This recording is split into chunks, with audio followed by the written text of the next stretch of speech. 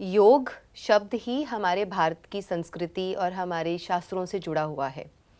योगा एक western culture से आया हुआ एक मॉडर्न शब्द है, जिसे आजकल दुनिया में लोग सभी इसको योगा बोलते हैं। और योगा शब्द सुनते ही सबको लगता है कि बॉडी का किसी तरीके का एक्सरसाइज और व्यायाम ही योगा है। बट एक्चुअली जो शब्द है वास्तविकता में वो योग है, योगा नहीं है।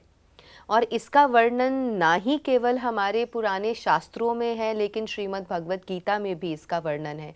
बहुत सारे सूत्र और बहुत सारे श्लोक हैं जो योग के साथ जुड़े हुए हैं। लेकिन हमें ये यहाँ समझना ज़रूरी है, क्योंकि दर्शक आमतौर पर हमने आजकल के वातावरण में अगर हम देखते हैं, आज की टुडेज़ इन वर्ल्ड सिनेरियो, तो लोगों को हमेशा ये लगता है कि योगा मतलब एक्सरसाइज या कुछ बॉडी के साथ कुछ आसन करने हैं, बहुत डिफ़िकल्ट से ऊपर नीचे बाजुएं करनी है। तो केवल इतना ही योग नहीं है। योग का अर्थ है जो हमारे मानसिक, शारीरिक और आध्यात्मिक तीनों स्तर पर काम करता है। यानी कि मानसिक स्तर पर हमें शांत करता है, शारीरिक स्तर पर हमें फिट बनाता है, और ध्यान के स्तर पर हमें फोकस्ड बनाता है, केंद्रित करता है, ध्यान को हमारे केंद्रित करता है, अलाइन करता है, और आध्यात्मिक स्तर पर हमें और आगे लेके जाता है। तो हम इसीलिए इसको कहा गया है मनः प्रशमन उपाय योग इत्यभिधीयते। यानी कि योग क्या है? जो हमारे मन को शांति प्रदान करे। योग एक ऐसी ट्रिक है जो मन को शांत करता है और आध्यात्मिक स्तर पर हमें अग्रसर होने के लिए प्रेरित करता है। और हमारे शारीरिक रूप में शारीरिक रूप में हमें बिल्कुल फिटनेस देता है, क्योंकि एक व्यक्ति संपूर्ण रूप से अपनी हेल्थ को तभी एंजॉय कर सकता है जब उसका मन, तन, आत्मिक स्तर पर, आध्यात्मिक स्तर पर तीनों चीजें अलाइन रहती हैं। हाँ, सभी चीजें अलाइंड हो और सभी को बैलेंस्ड तरीके से आगे लेके जाए। मान लीजिए, अब जैसे हम योग की जब बात करते हैं तो योग का मतलब सिर्फ फिटनेस नहीं है कि जो आप फिजिकल फिटनेस की बात करें। योग का अर्थ है हमारी mental fitness, emotional fitness, physical fitness and आध्यात्मिक स्तर पर उन्नति। तो उन्नति, जब हम उन्नति की बात करते हैं तो सभी स्तर पर होनी चाहिए। ये नहीं है कि हम सिर्फ डाइट के पीछे भाग रहे हैं। इसीलिए यौगिक लाइफस्टाइल में यौगिक डाइट, यौगिक आचरण, व्यवहार, रहन सहन, सोच, ये पूरी जो पद्धति है योग की, ये आपको जीवन में बहुत आगे लेके जाती है, आध्यात्मिक स्तर पर आगे बढ़ाती है और आप शांत होते चले जाते हैं। आपका जीवन का उद्देश्य हायर पर्पस से जुड़ जाता है और आप फिटनेस तो ऐसे ही इंजॉय करने लगते हैं। आपको लगेगा कि हमारे जीवन में दवाइयाँ और डिजीज़ेस का कोई स्थान नहीं है, ना ही कोई बीमारियां रहती हैं, ना ही कोई डिजीज़ेस रहते हैं, ना ही कोई दवाइयां लेने की ज़रूरत पड़ती है, क्योंकि योग आपको हर तरह की एक एस्पेक्ट से जोड़ करके हर तरह का सल्यूशन दे देता है। अगर आप मन से, मानसिक स्तर से कोई परेशानी है, उसका भी सल्यूशन योग में है। अगर शारीरिक स्तर पर कोई परेशानी है, उसका भी सल्यूशन आपको योग से मिल जाएगा। और अगर आप अध्यात्म से जुड़ना चाहते हैं, तब भी आपको ये प्रक्रिया इतनी अच्छी लगेगी कि आप उस पर और अग्रसर होते हुए उन्नति करते चले जाएंगे। और आपका मन जैसे जैसे शांत होता जाएगा, आप ध्यानस्थ अवस्था में पहुंच जाते हैं। तो जब मेंटल स्टेट ऑफ माइंड आपका नेचुरली मेडिटेटिव हो जाए, वो है असल में योग का लक्ष्य। योग का लक्ष्य ही है राजयोग की प्राप्ति। तो ये जो डिवाइन योग आपने बताया जी, तो इसमें हम एक्सरसाइज यानी मतलब जो भी व्यायाम करेंगे उसमें हम मन से कैसे कनेक्ट करेंगे? देखिए, क्योंकि हम तो फिजिकली एक्टिविटीज करेंगे जी, और फिर उसका मन से कैसे मतलब कनेक्शन रहेगा? देखिए, सबसे पहले तो हमें ये जानना ज़रूरी है कि योग के बारे में वर्णन कहाँ कहाँ है। जैसे श्रीमद् भगवत गीता में, पतंजलि योग सूत्र में, क्योंकि महर्षि पतंजलि जो हुए हैं उन्होंने योग की पूरे ग्रंथ की उन्होंने रचना करी है। तो पतंजलि ऋषि जी का पूरा जो ग्रंथ है पतंजलि योग सूत्र और हठ योग प्रदीपिका भी है। तो ये सभी जितने भी शास्त्र हैं, जितने भी ये ग्रंथ हैं, इनमें इनका बहुत सुंदर वर्णन किया हुआ है, उल्लेखन किया हुआ है। अलग अलग सूत्र दिए हुए हैं, अलग अलग बीमारियों से लड़ने के लिए भी इनमें सूत्र दिए हुए हैं। तो योग का वास्तविक अर्थ जो दर्शकों को मैं बताना चाहूँगी कि वो सिर्फ फिज़िकल फिटनेस नहीं, लेकिन इसके साथ साथ हमारी ये शुरू होता है यम, नियम, आसन यानी इसे हम योगासनास कहते हैं, प्राणायाम जो हमारे प्राणों का व्यायाम है, और प्रत्याहार यानी कि डिसएसोसिएशन, अपने आप को डिटैच करते जाना भौतिक चीज़ों से, प्रत्याहार, ठीक है, विड्रॉवल। और उसके बाद आता है धारणा यानी कि वन पॉइंटेड फोकस, ध्यान जिसे हम मेडिटेशन कहते हैं, और उसके बाद ध्यानस्थ अवस्था जो निरंतर रहती है उसे कहते हैं समाधि। तो ये आठों ही लिम्स जो हैं, आठों ही लिम्स हैं, इसको हम अष्टांग योग भी कहते हैं। अच्छा, तो ये लेकिन एक समय पर हम एक ही आसन कर सकते हैं, देखिए, लेकिन जो आपने ये 8 लिम्स बताए, इनको कैसे करेंगे, मतलब कैसे, किन भागों में डिवाइड करेंगे कि पहले ये होना चाहिए फिर दूसरा ये होना चाहिए? देखो, जो यम नियम बताए हैं योग में, वो व्यक्ति के व्यक्तिगत जीवन में प्रैक्टिस करने के लिए हैं। जैसे ब्रह्मचर्य है, सात्विक भोजन है, ऑनेस्टी है, सत्य है, सत्यता की सत्य को फॉलो करें, कभी भी असत्य नहीं बोलें, ब्रह्मचर्य को फॉलो करें, स्वच्छता रखें अपने आसपास, अपने शरीर की भी मन की भी। तो कुछ यम है, 5 यम है, 5 नियम है। यम नियम जो हमें पर्सनल लाइफ में प्रैक्टिस करने हैं खुद के लिए, और अपने व्यवहार में दूसरों के साथ प्रैक्टिस करने हैं।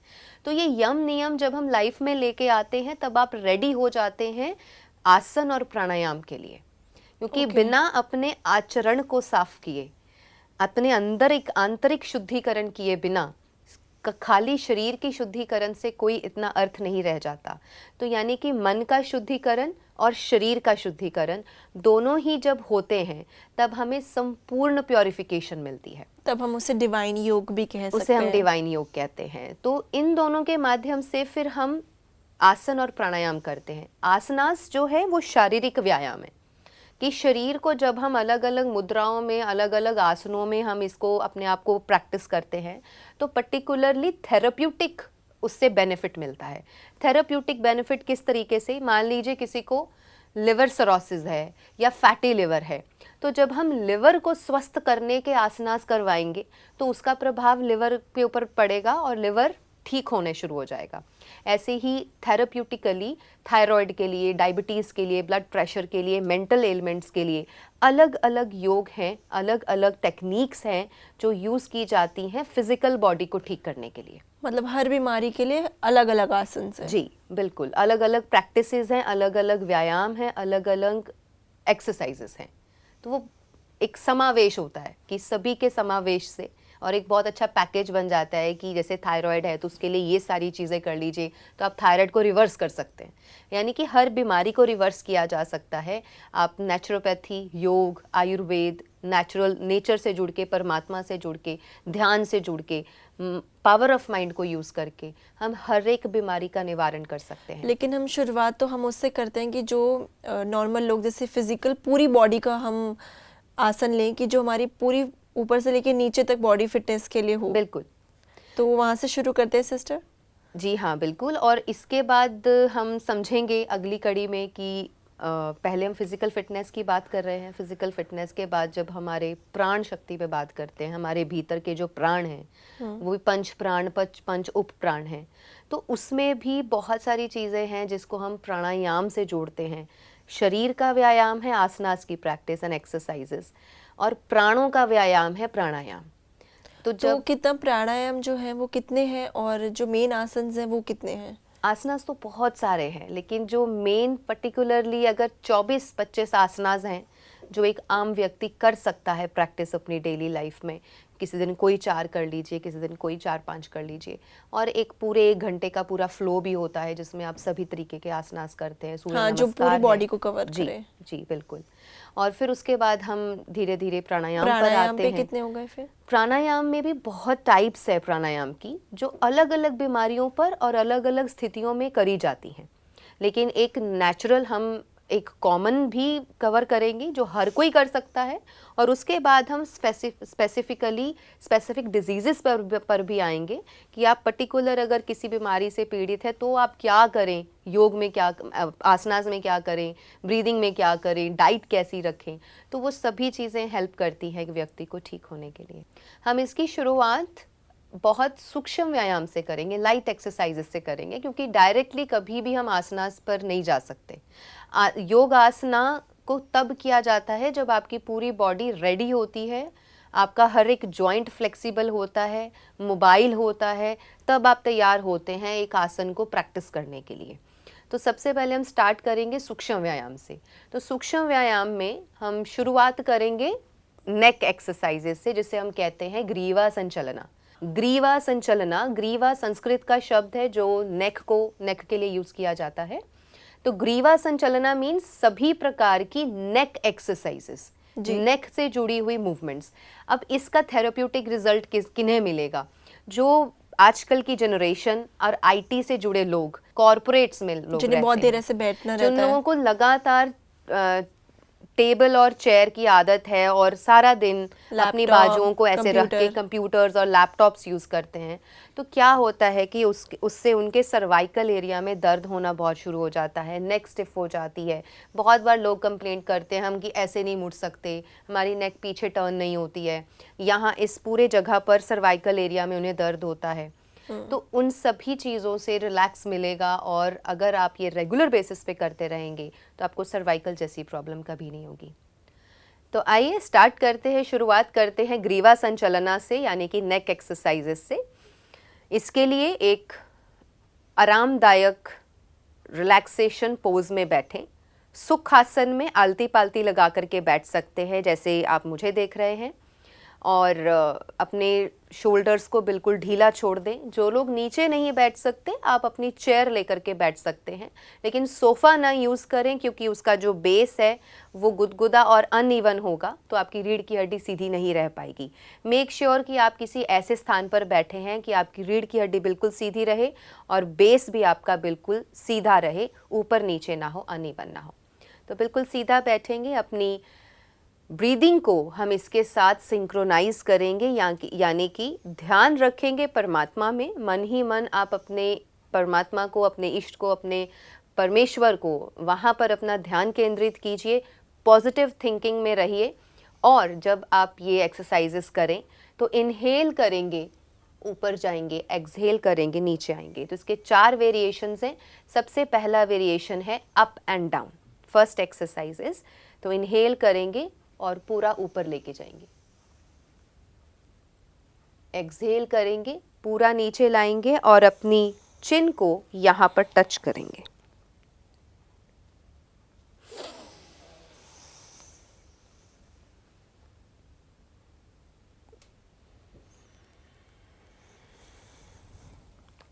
श्वास भरते हुए ऊपर,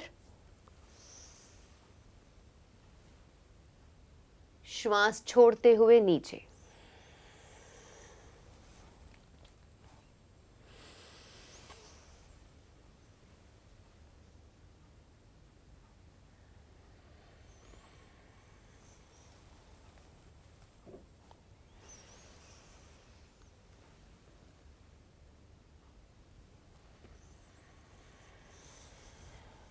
लास्ट राउंड।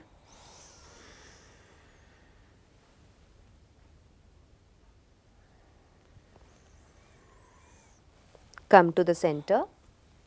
सेंटर में आइए। अब इसका सेकेंड वेरिएशन करेंगे, जिसमें हम लेफ्ट और राइट मूवमेंट करेंगे। यानी कि सेंटर में आएंगे तो इनहेल करेंगे, एक्सहेल करते हुए, यानी कि श्वास को छोड़ते हुए हम अपने लेफ्ट में टर्न करेंगे। ध्यान रहे आपका पोस्चर बिल्कुल सीधा रहे, कंधे बिल्कुल सीधे रहें।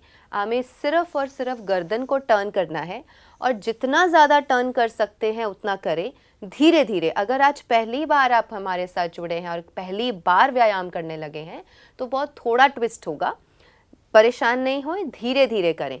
डेली प्रैक्टिस करते करते आप इसको ज़्यादा लंबा समय तक कर पाएंगे और प्रॉपर आप पूरी गर्दन को टर्न कर पाएंगे। तो शुरू करते हैं।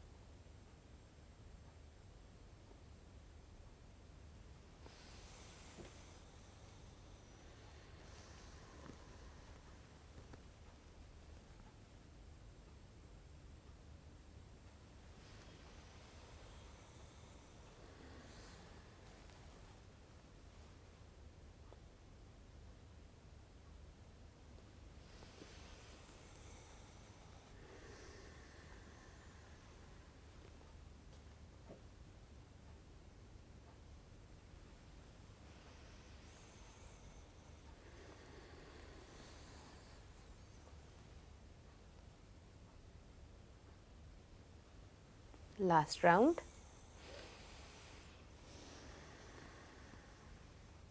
पूरा पीछे देखने का अभ्यास करें।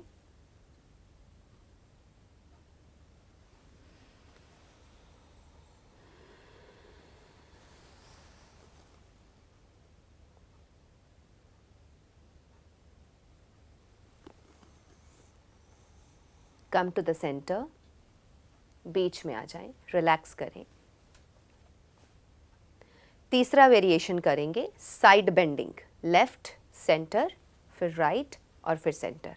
अब इसमें भी हमें क्या ध्यान रखना है कि जब हम बेंड करेंगे, लेफ्ट और राइट बेंडिंग करेंगे, तो ऐसे कंधा ऊपर नहीं उठाना है, कंधे आपके नॉर्मल पोजीशन में रहेंगे, आप सिर्फ अपनी गर्दन को बेंड करेंगे, टिल्ट करेंगे, साइड बेंडिंग करेंगे। Inhale, come to center. Exhale.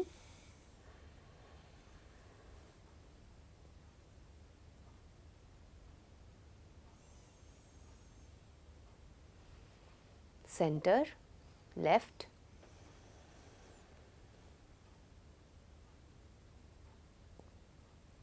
चेहरा मुस्कुराता हुआ रखें।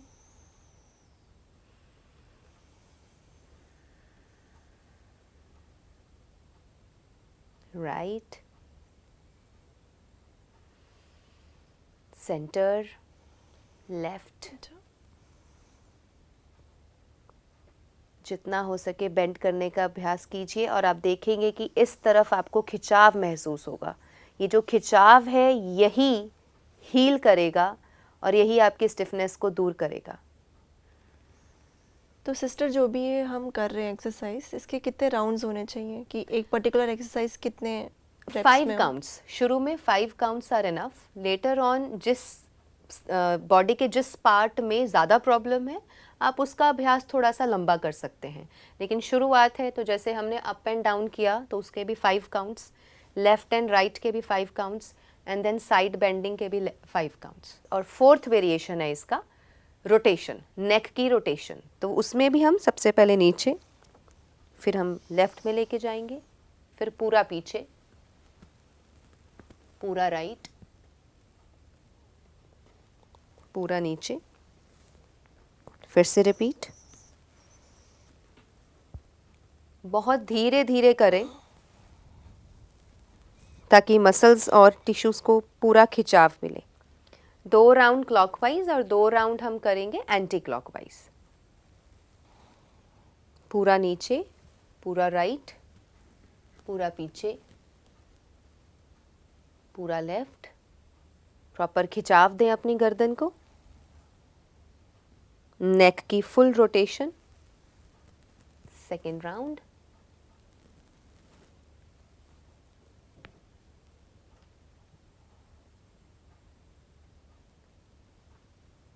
And relax. तो सबसे पहले हमने किया है नेक की रोटेशन, नेक की प्रॉपर मूवमेंट्स एंड एक्सरसाइजेस। अब नेक को अगर हमें स्ट्रेंथन करना है, कि हम चाहते हैं हमारी नेक जो है वो स्ट्रेंथन हो जाए, उसमें ताकत आ जाए, तो उसकी स्ट्रेंथनिंग एक्सरसाइजेस हम नेक की मूवमेंट्स के बाद करते हैं। तो स्ट्रेंथनिंग एक्सरसाइजेस स्टार्ट करते हैं। नेक की रोटेशन के बाद, मूवमेंट्स के बाद हम इसकी स्ट्रेंथनिंग करेंगे। स्टार्ट करेंगे सेंटर से। आप अपनी हथेली को चिन के नीचे रखेंगे, ऊपर का प्रेशर नीचे डालेंगे, हाथ का प्रेशर ऊपर की तरफ डालेंगे, ऑपोजिट डायरेक्शन में। देन लेफ्ट एंड राइट, ऊपर, लेफ्ट, देन राइट,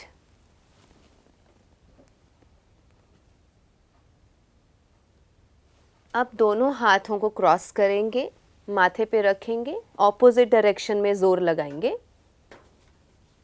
अब दोनों हाथों को पीछे लेके जाएं नेक के, एंड रिलैक्स। तो दोस्तों इसको हम कर सकते हैं, अपने एफर्मेशंस के साथ जोड़ सकते हैं बहुत अच्छे से, जिसका आपको संपूर्ण लाभ मिलेगा जब आप एक्सरसाइजेस करें। जैसे हमने स्टार्टिंग में कहा था कि मेडिटेटिव स्टेट ऑफ माइंड में बैठ करके आप एक्सरसाइजेस करें, एकदम रश अप करके नहीं करें। व्यायाम तभी करें जब आप सुकून में बैठे हैं और आप तसल्ली से, मन की शांति से कर रहे हैं। और इसके साथ आप एफर्मेशंस को जोड़ सकते हैं, जैसे कि मैं संपूर्ण स्वस्थ हूँ, मेरी गर्दन, मेरी नेक बिल्कुल फिट है और मेरा पूरा सहयोग दे रही है मेरे हर एक कार्य में। जब आप अपने एफर्मेशंस को इस तरीके से बार बार रिपीट करते हैं अपने मन में, मैं संपूर्ण स्वस्थ हूँ, और साथ ही आप धन्यवाद करें अपने शरीर का, अपने मन का, परमात्मा का और इस प्रकृति का। क्योंकि इस पूरे ब्रह्मांड में जो 5 तत्व प्रख्यात हैं, वही 5 तत्व मेरे इस पिंड में हैं। जो ब्रह्मंडे सो पिंडे, जो पिंडे सो ब्रह्मंडे। और ये प्रकृति परमात्मा की है। तो परमात्मा और प्रकृति दोनों का धन्यवाद कीजिए। मैं संपूर्ण स्वस्थ हूँ, इस एफर्मेशन को जब आप बार बार दोहराएंगे, आपकी बॉडी का एक एक सेल उसे सुनेगा और वही एनर्जी एक एक सेल को पहुँचेगी। इस तरीके से आप अपने आप को हर रोग से मुक्त कर सकते हैं। जो आपने हमें ये लास्ट में 7 एक्सरसाइज कराए स्ट्रेंथ के लिए, तो ये हमें कितने बार करने चाहिए? क्योंकि ये तो एक तरीके से पूरा एक पैकेज है ना 7 का। जी बिल्कुल। स्ट्रेंथनिंग के जो 7 स्टेप्स हैं, आप इनको 3 to 5 टाइम्स कर सकते हैं, जैसे 5 राउंड्स में। 5 राउंड्स 7 एक्सरसाइजेस। 7 काउंट्स, ये 7 7 स्टेप्स हैं इसमें, जिसको हमने यहाँ से स्टार्ट किया था और यहाँ पर हमने इसको ख़त्म किया है। था।